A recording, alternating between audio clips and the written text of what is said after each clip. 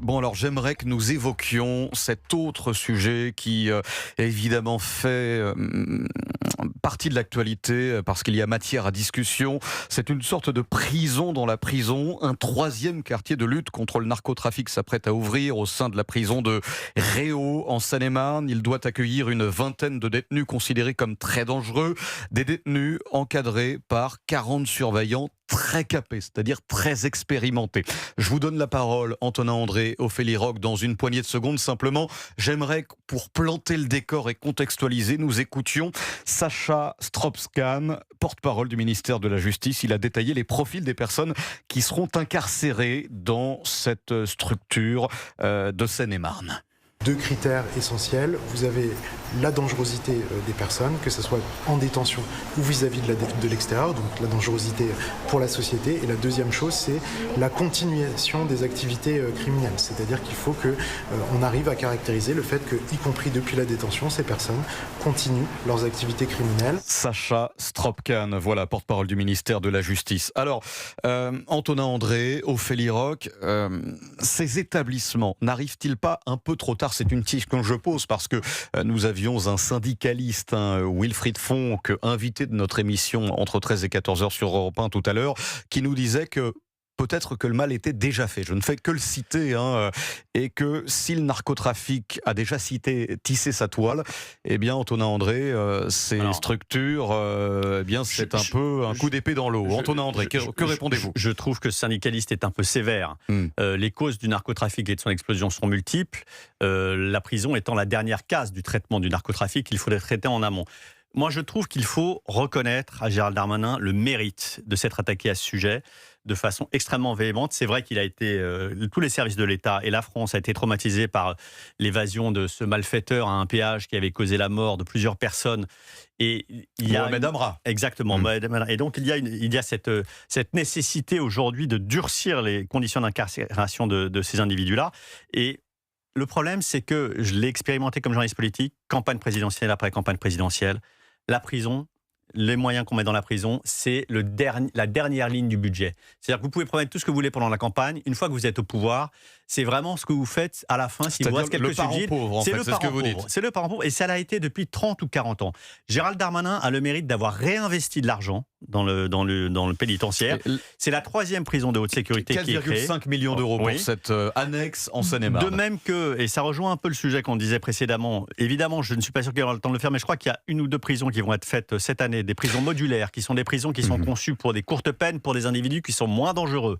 C'est QFD, les jeunes mineurs de 16, 17 ans ou 18 ans qui commettent des crimes ou qui ont commis des actes de délinquance pourraient se retrouver aussi dans ces prisons modulaires. Donc plus de places de prison et surtout des places de prison qui sont adaptées à la clientèle à laquelle vous avez affaire. Des prisons de haute sécurité pour les narcotrafics les plus dangereux, des prisons modulaires pour des jeunes délinquants qui méritent... Des moins gros bonnets. Voilà. Et ce que je veux dire, c'est que je trouve que dire ça vient trop tard, pardon, ça vient. C'est déjà pas si mal. Mais alors, les syndicats également, ce qu'ils disent, et on l'a entendu dans le journal de 19h, il y a donc 50 minutes désormais sur Europe 1, les syndicats, ce qu'ils disent, c'est que les conditions de sécurité au sein de ces annexes, donc dans ces établissements, c'est le cas à Réau, parce que Réau est déjà une prison existante, et donc que là, ce quartier ne sera juste qu'une annexe. Ophélie Roch, les conditions de sécurité pour accueillir de tels détenus sont-elles réunies? Ça, après, c'est encore une fois, je pense que les syndicats sont mieux placés que moi pour le dire, mais je vois que parfois, dans ce qu'ils demandent, il y a des choses qui me semblent pas complètement aberrantes. Par exemple, quand on voit qu'ils pointent du doigt, en effet, le fait que certains surveillants n'ont pas du tout envie, finalement, d'être mis en contact avec de tels détenus, parce que ça demande une formation normalement un peu spécifique. Alors, ce seront des surveillants très capés et même très capés, cagoulés. Ils seront cagoulés, très capés, les surveillants. Cagoulés, avec quand même, il ne faut pas non plus se mentir. Enfin, c'est-à-dire qu'il y a une porosité, même si vous dites on va mettre des surveillants très capés, moi je veux bien, mais pourquoi Deux les autres... surveillants pour un détenu, Voilà, c'est pas n'importe quoi. Mais on a quand même le sentiment que c'est encore une fois, quiconque a déjà, je pense, passé à côté parfois d'une prison et entendu le bruit, on se doute que même si vous mettez toutes, on va dire, sous cloche les personnes et que vous essayez de les isoler au maximum, c'est pas hermétique selon vous. Je pense qu'on ne peut pas atteindre l'hermétisme complet de toute façon. Mais oui, tant mieux d'essayer.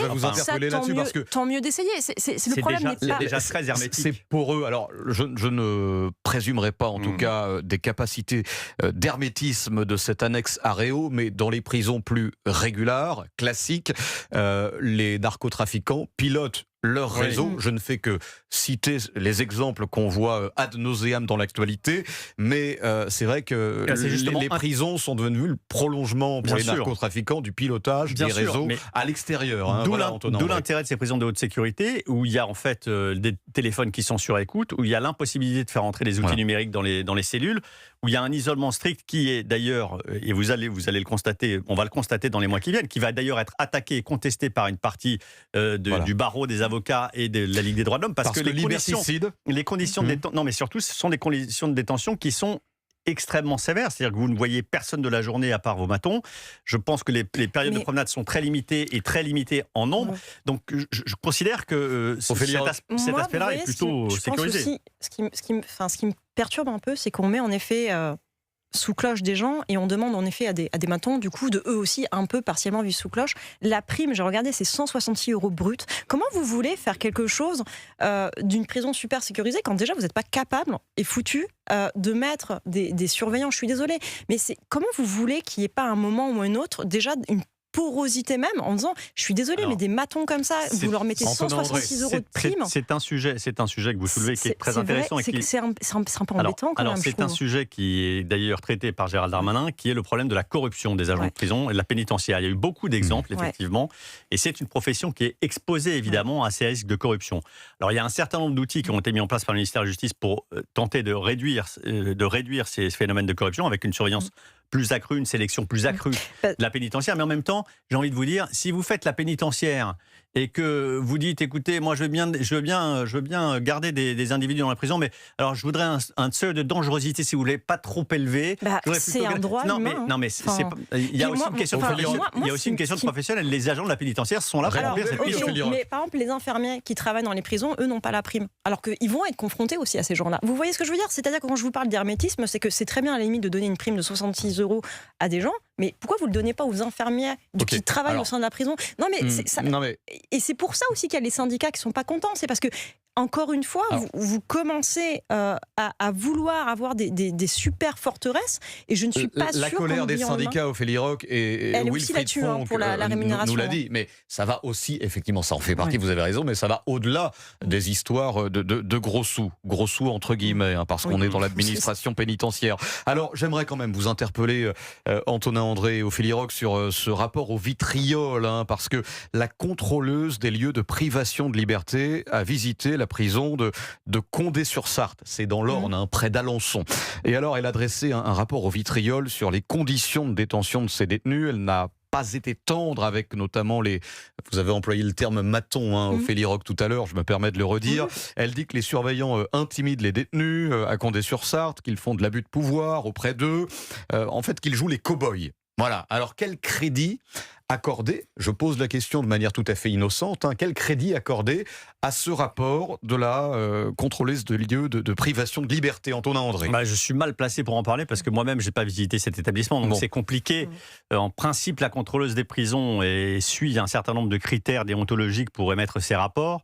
Ce qui est sûr, c'est que ce sont des lieux de toute façon où la violence de l'enfermement peut susciter d'autres violences en retour et que ce sont des lieux par définition où il faut être extrêmement vigilant parce qu'il est très compliqué. Est-ce que vous êtes en train de nous dire, Antonin André, que lorsque dans ce type de contexte avec des gros bonnets, de la haute criminalité, lorsqu'ils vous interpellent et parfois vous menacent, il faut répondre dans le même registre? Est-ce que c'est ce que vous dites? Non, c'est pas ce que je dis, mais je comprends peut-être ce qu'elle pointe comme un comportement excessif et sans doute des gardiens qui sont confrontés à des gens qui probablement en imposent et sont assez menaçants et qui essayent eux-mêmes de se faire respecter. Alors, je ne sais pas si la limite est ils jouent les cow-boys ou ils essaient de se faire respecter. Sans doute qu'il y a quelques abus.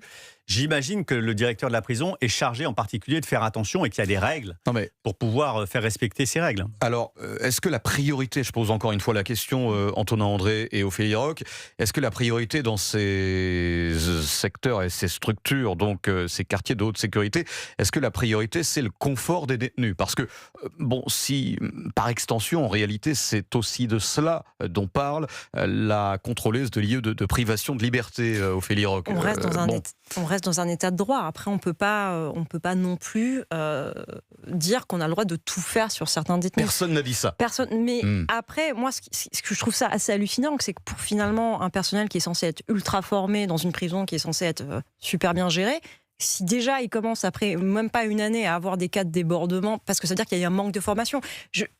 Même si vous êtes en effet, vous savez à quoi vous attendre si vous êtes confronté à des grands bonnets. Je comprends qu'à un moment, vous puissiez perdre peut-être un peu pied, mais quand même, vous n'êtes pas censé perdre un peu pied. C'est-à-dire que vous êtes censé être un professionnel. Et je vois bien que si déjà, au bout d'une année, il y a des problèmes, je pense que ça ne va aller qu'en s'aggravant, quoi. Enfin, je ne vois pas comment ça peut se rétablir. Alors, bon, c'est le ministère de la Justice qui s'occupe des quartiers de haute sécurité. C'est 3 quartiers de haute sécurité pour l'instant en France.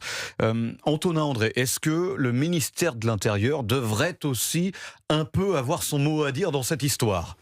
Parce qu'on parle de sécurité, oui, non, on parle de délinquance, non, c'est compliqué. On parle de criminalité. Oui, mais je pense que en fait, le droit administratif et la répartition des pouvoirs est fait de telle sorte que c'est à la justice de s'occuper des détenus à partir du moment où la police, l'enquête a été faite et qu'on rentre dans le système judiciaire, il me semble sain que ce soit le ministère de la Justice. Et je pense que le ministère de la Justice a totalement les moyens, avec ses personnels et avec l'aide du ministère de l'Intérieur, de maintenir l'ordre dans les prisons. Je ne pense pas qu'il faille. Le ministère de l'Intérieur a énormément de tâches. C'est le ministère en France qui probablement a le nombre de tâches les plus diverses. C'est le plus gros. Si vous lui ajoutez en plus d'avoir la responsabilité, la charge de la gestion des prisons, je pense qu'on ne s'en sortira pas.